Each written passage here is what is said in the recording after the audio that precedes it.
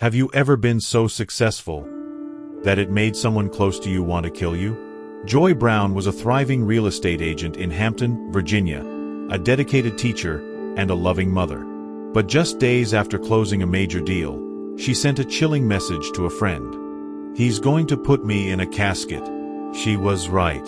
Her body was found in her bedroom, shot in the head. The man she once trusted, the father of her child, was sitting downstairs, emotionless. How did it come to this?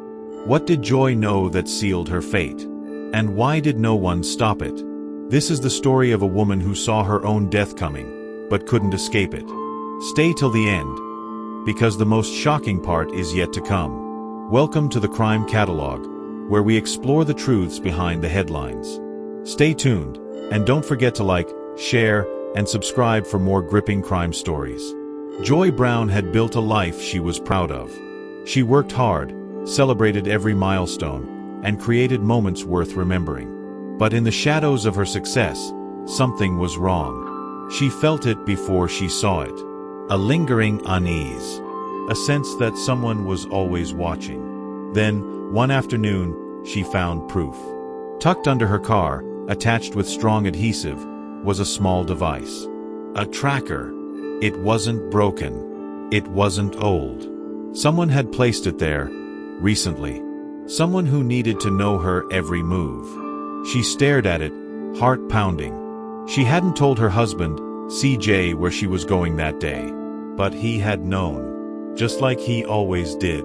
This wasn't paranoia. This was real. Joy took out her phone and typed a message to a close friend. Her words were quick, desperate. "He's going to put me in a casket." She hit send. It wasn't the first time Joy had felt threatened. Police records told a quiet story, a pattern hidden under the surface. 2007. A report of physical assault. No charges filed. 2012. Another incident. This time, a punch. 2021. It happened again. And again. Nothing changed, and the assault keeps getting worse. Joy had stayed. Maybe out of love. Maybe out of fear. But now, it was different. Now, she had proof that CJ wasn't just angry. He was watching her. Tracking her. She had money set aside. A plan forming. She would leave soon. But she had no way of knowing that CJ had already decided she wouldn't get the chance. Joy Brown had made up her mind. She was leaving.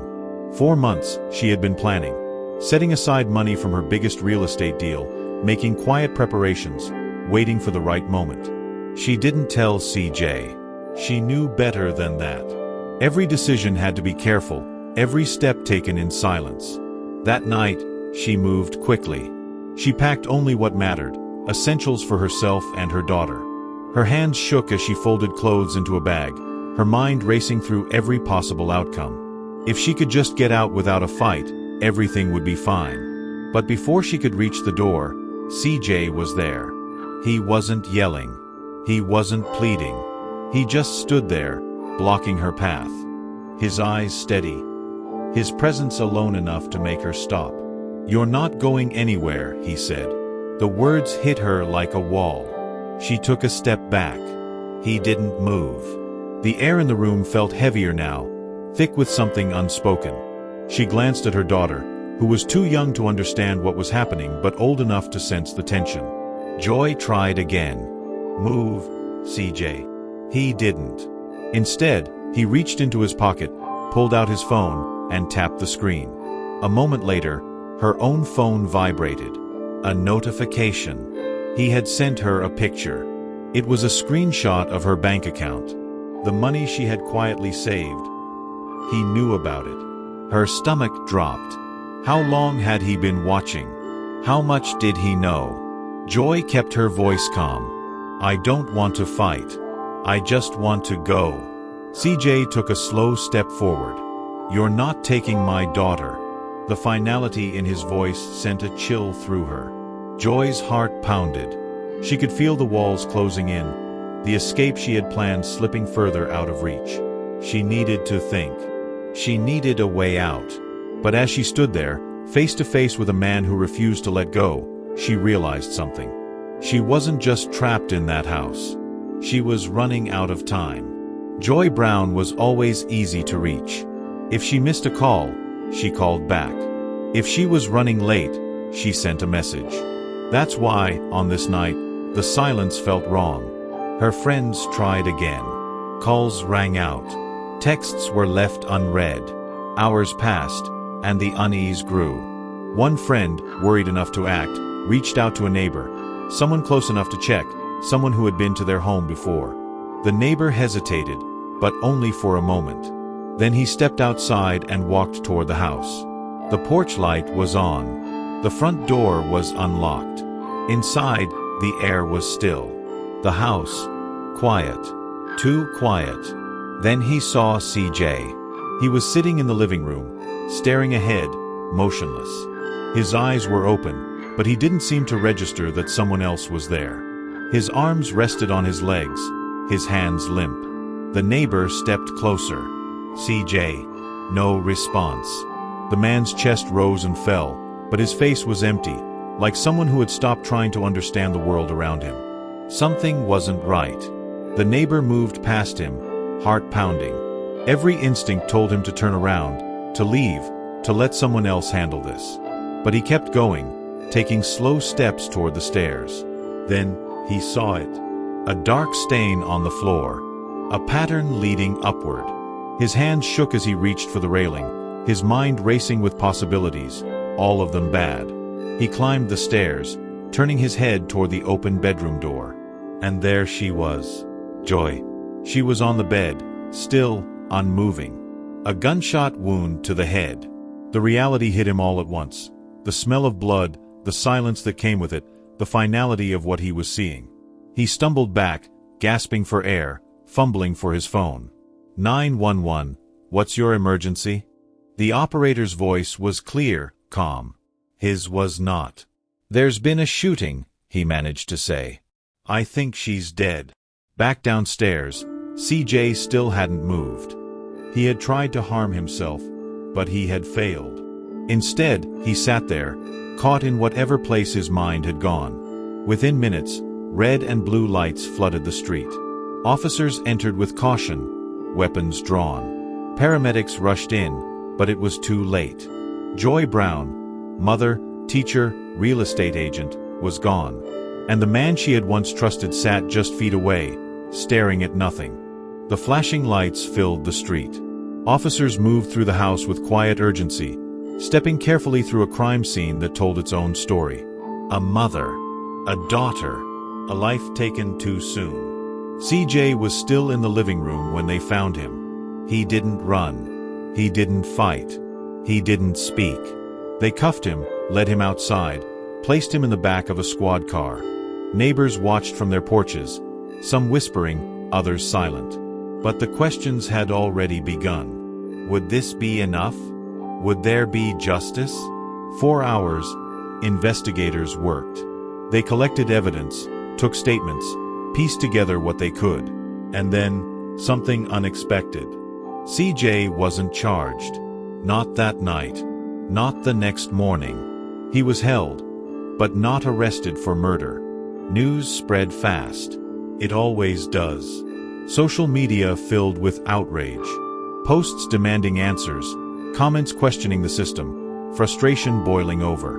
Why is he still free? What more do they need? She told people she was in danger. Why didn't anyone listen? Joy's name became a rallying cry. Her friends, her family, even strangers who had never met her, all of them wanted the same thing. Accountability. But days passed. Then weeks.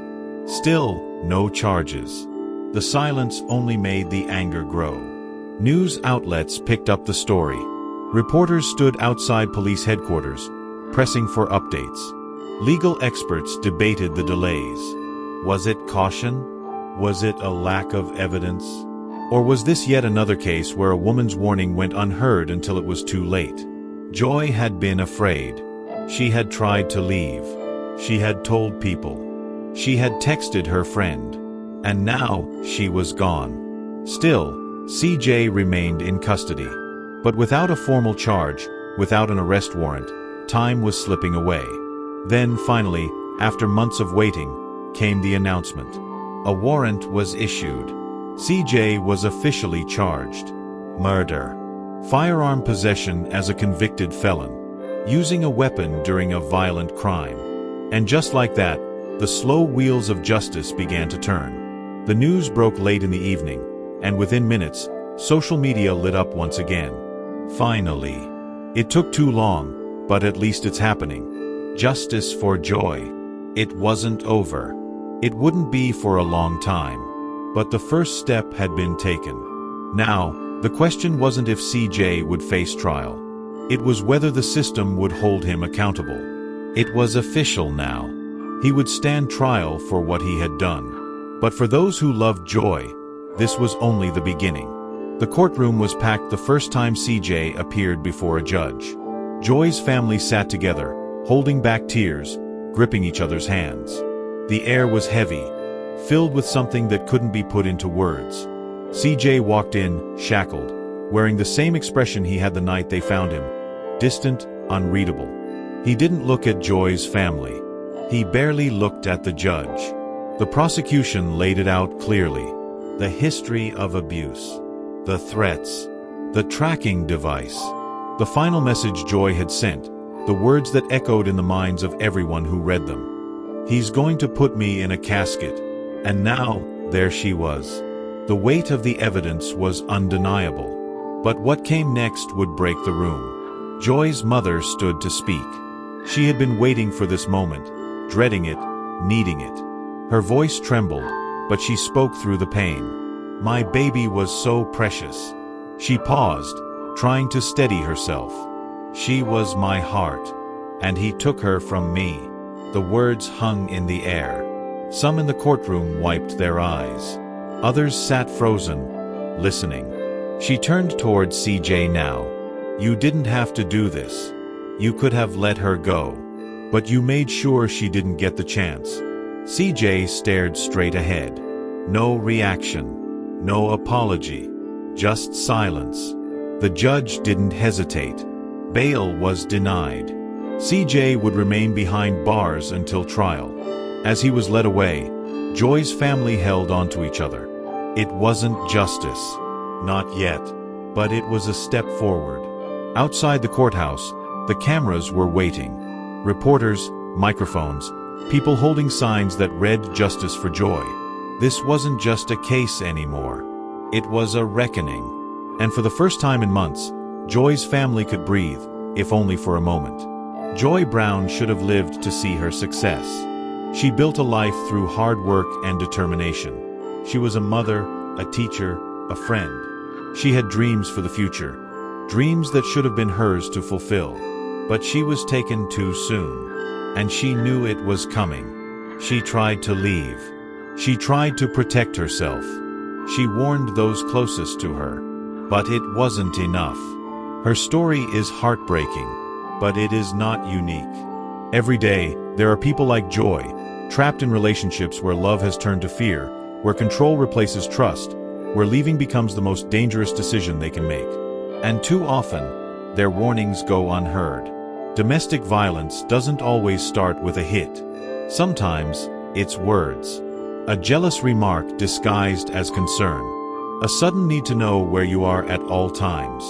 An argument that doesn't feel like just an argument anymore. Then, the control tightens. The fear grows. And before they realize it, they're in a situation they never thought they'd be in. No one should have to live like that. If someone you know is in danger, don't ignore the signs. If you feel unsafe, don't wait for it to get worse. Help is out there. Joy's story should have ended differently. She should have walked away and built the life she deserved. She should have been here today, standing in the success she worked so hard for. Instead, all that's left are memories. Her smile. Her laughter. The moments of joy she shared with the people who loved her. She won't be forgotten. If you or someone you know is in danger, don't wait. Seek help now. This is Crime Catalog. Like, comment, and subscribe to hear the stories that must be told. And most importantly, Share this video. You never know who might need to hear it.